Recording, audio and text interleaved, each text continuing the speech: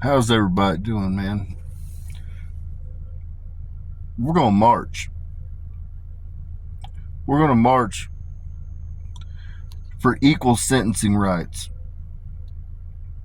We're going to march May Memorial Day weekend of 2027.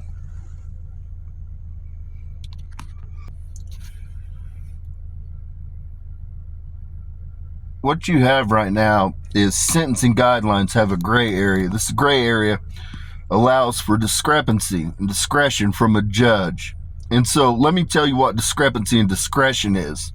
Discrepancy and discretion is when a white guy gets 2 years on probation and the next guy gets 4 years in prison for the exact same goddamn charge.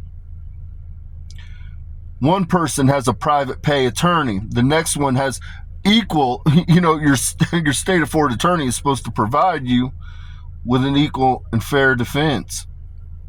But how is it that a private attorney secures a 2-year probation period and the very next guy with the exact same fucking charge gets 4 years in prison? Make it make fucking sense to me.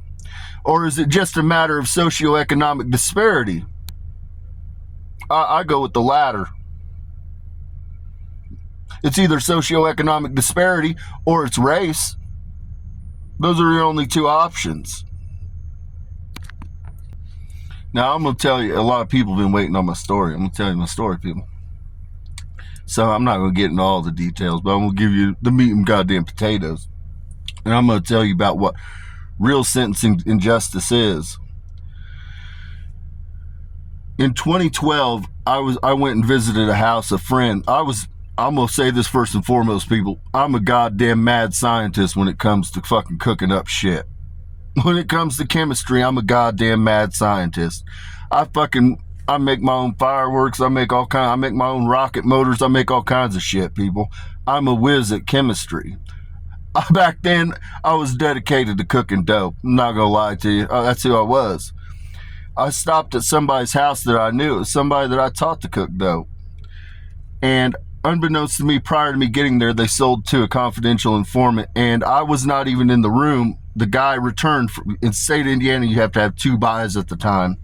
A guy returns. He never even went in. They were in cooking dope. I was not even in the room. Was I aware they were cooking dope? Hell yeah, I was. Hell yeah, I was. So the DTF come and the fucking state police come and they fucking kick the door in. And first and foremost, there was a wrong address on the goddamn search warrant. But in the state of Indiana, they can say probable cause. They can say, we smelled you cooking, so there's not anything you could do to refute it. Then secondly, so I was at a house. In Indiana, if you're aware of a crime being committed, you're all charged with the same thing. Okay. So I was at it, and I want to talk, because going to prison saved my life, first and foremost. So I'm not going to, you know what I'm saying? The subsequent fuckery is what my complaint is.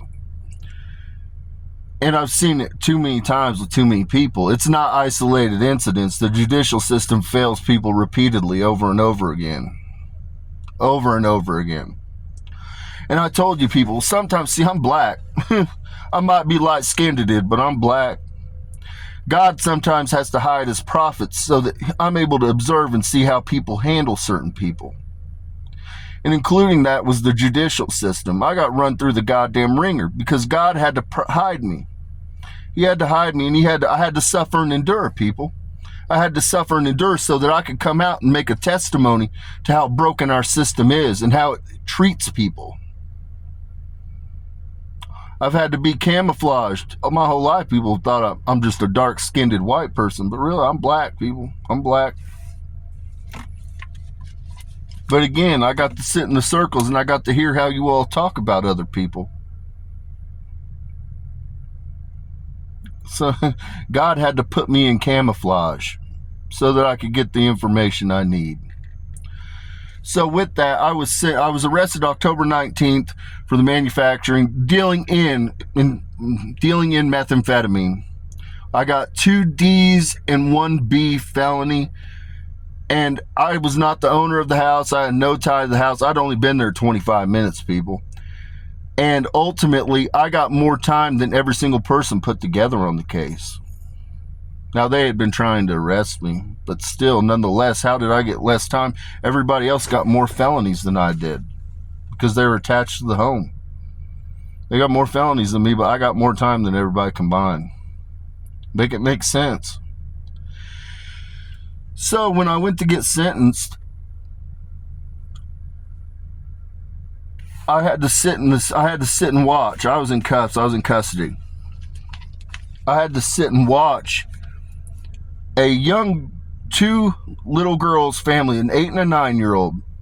Their parents came up to read their letters about what had happened when they were at the one girl was, it was her step grandfather. They were from Elwood, Indiana. The other girl was her best friend that had come over to go swimming. And this fucking weirdo had molested these two girls. So I'm sitting there and I'm watching, they're reading the letters and they're bawling, they're sobbing, parents are bawling their eyes out. The little girls were not in the room at the time, but the person was there to be convicted. So this guy goes up to the stand and he receives, they gave him 7 years on the bracelet for molesting two girls. I was the very next person called. They gave me 10 years for dealing. It was a cap of 10. And they gave me like fucking 6 year sentence, people. 6 year sentence and then 4 suspended. Then when I got out in 2015, then it was 2017, I had a brand new child and a woman put a false claim against me for domestic. And she was the one that hit me. So then I was rearrested. I was given a $25,000 cash bond, which my dad paid. And fucking, ultimately, all my time was withdrewn. Now that leads up to, I did my little part for a little bit. Well, they put me on home detention. They took that time away. And then what they did, people, was they threatened me. Ultimately, they said, if you don't take the plea bargain, we're still going to violate you. So if I was to go and fight the case, get the case overthrown, they were still going to violate me, people, and put me back in prison for the backup 4 years. So I agreed to take the plea bargain. I then had to do 18 months on home detention. Then I got off, and that puts us into COVID, and I was like, I'm not even fucking checking in fucking with these people during COVID. And so I was on the run for a little bit, and then they re-got me. Then they put me back on the fucking bracelet for a year, and now I'm down to like something like year. Like, I think I got 10 months left. So a sentence that I'm still serving the time on a drug charge, people. The false domestic's all wrapped up. But I'm still on the fucking probation time from the case that I caught in 2012.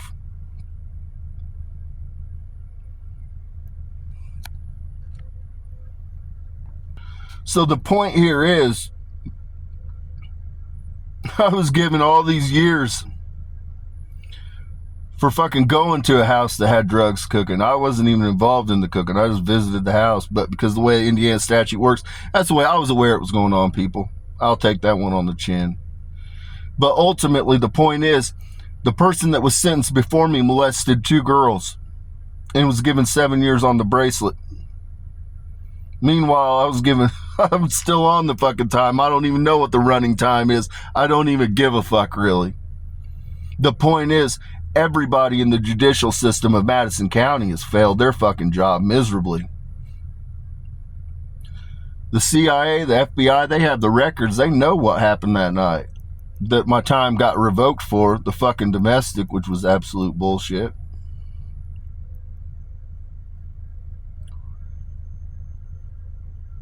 I agreed to take a plea bargain partly because I was under duress. They told me straight up they would violate me. The second being, I had a 1-year-old child. He wasn't even 1 year old yet. And so I was working. I was trying to do the right thing. And so I was like, well, I need to take care of my child, my youngest son. And so that's how the judicial system rewarded me. And so I'm here to tell you right now, it doesn't matter whether you're white, black, brown, yellow, fucking tan, gay, union. We're going to goddamn march. We're going to march. And anybody that wants, you know what? What's done is done. Epstein, we need to move on from goddamn Epstein. Because that's just ooh, a squirrel, ooh, a butterfly. But for anybody that doubts this, why do you think that everybody involved in the goddamn Epstein files, not one fucking soul was ever arrested? Not one soul was ever fucking arrested. Ghislaine Maxwell, fucking, that's not even her they're holding right now. She's out in fucking Montreal or Quebec right now. For a fact, she's on the street in the free world. So, if you ever question what socioeconomic disparity is in sentencing guidelines and how people are charged, look no further than the Epstein files. If a poor person did that, you'd be under the goddamn prison. Anybody attached to such a crime, if you were poor, would be under the goddamn prison. It's used every day. It just got used on Carmelo Anthony. They have sentencing guidelines that allow, it's gray area. But what the gray area is a discrepancy or an area where they can use discernment. What discernment is a private attorney paying. A private attorney pays, and then one guy gets sent down for 6 years and the next guy gets 2 years on probation. That's what discretion is. It's private attorneys taking payment in order to grease the palms of the fucking judges and the prosecutor. So the reality is, what we want, people, we want private attorneys removed from goddamn. We don't want private attorneys working in the judicial system. We want the prosecutor paid by the state, and we want the defense attorney paid by the state. And we want universal law applied to all 50 states. We don't want any goddamn wiggle room. We want to know what the price to pay is at Vegas when we sat down at the table. That's exactly what we want. We don't want anybody treated better than or anybody treated less than. We just want to know exactly what the fuck we get when we sit down at the goddamn blackjack table. And so again, it's socioeconomics, people. It doesn't even matter now really if you're black or not. It used to be just if you're black or brown, they fucked with you. Now it doesn't even matter if you're black or brown, people. They fuck with everybody. They fuck with everybody. It doesn't matter. It's socioeconomic disparity, people, in its finest.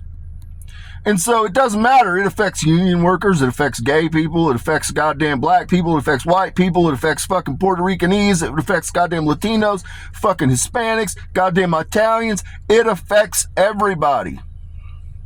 Nobody is immune from it. And the discrepancy is a private attorney greasing the palm. It has nothing to goddamn do. It has nothing to do with justice, people. It really doesn't. It doesn't. It's become a fucking corrupt business model. So we want it all overhauled. We want every goddamn thing overhauled. And we want all the goddamn appellate courts to convene. And we want them all to come to an agreement that's universal law that's applied and adopted by all 50 states. And we're not taking anything goddamn less. We're not. We're going for equal rights in sentencing. And we're going to march on goddamn D.C. Because too much fuck nigga Terry shit's been going on. Too much fuck nigga shit's been going on. And so we're going to march. That's what the fuck we're going to do. We're going to do it we're going to do it 1962 style. We're going to convene on goddamn D.C. with our signs and we're going to raise goddamn hell. Because we want equal and fair sentencing guidelines applied universally to all 50 states. We are a melting pot. Nobody's bigger than the fucking program. That's what I want you to take. Nobody's bigger than the goddamn program. If you commit a fucking crime, you know what the price, you know what the fucking wage is when you sit at the goddamn table. It doesn't matter if you're fucking a Jeff Bezos, a Bill Gates, and Elon Musk. It doesn't matter if you're a fucking poor guy. Doesn't matter if you're a poor black kid, if you're a poor white kid, if you're a poor fucking Hispanic. It doesn't matter. We want equal sentencing universally applied across all 50 states. And we're not taking any goddamn shit less than. So with that, peace and blessings be upon your homes.